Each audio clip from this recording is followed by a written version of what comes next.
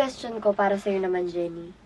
Ano namang masasabi mo na pumayag ka dun sa ipalabas sa'yo yung panty mo? Bakit ka pumayag? Anong reason mo?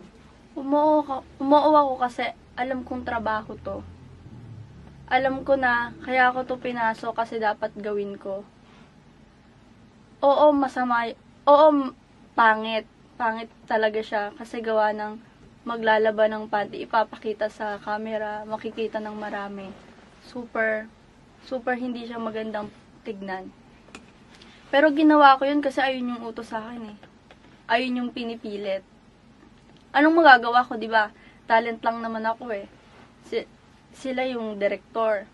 Siyempre, lahat ng iutos sa akin, gagawin ko kahit na labag sa kalooban ko, kahit na 50-50 ako, kahit na ang dami kong iniisip kung tatanggihan ko ba or gagawin ko. Basta ganun. Ginawa ko siya kasi parte ng trabaho. Ginawa ko siya dahil sa family ko. Ginawa ko kasi ito yung pinapagawa. Kahit na alam mo yun na, kahit alam mo na sa sarili mo na dapat di mo ginawa kasi masyadong below the belt yun. Ginawa ko pa din kasi tingin ko iniisip ko yung family ko eh.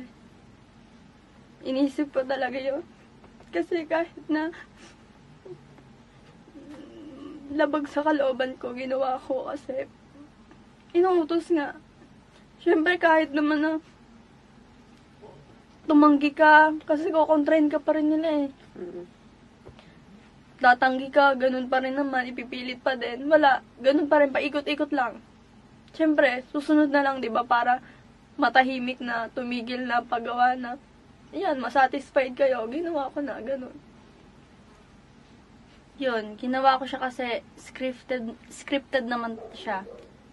Ginawa ko siya kasi gawa nga ng inuutos sa akin for family para mas makilala pa nila ako na kaya ko kahit na ano yung paggawa nila sa akin.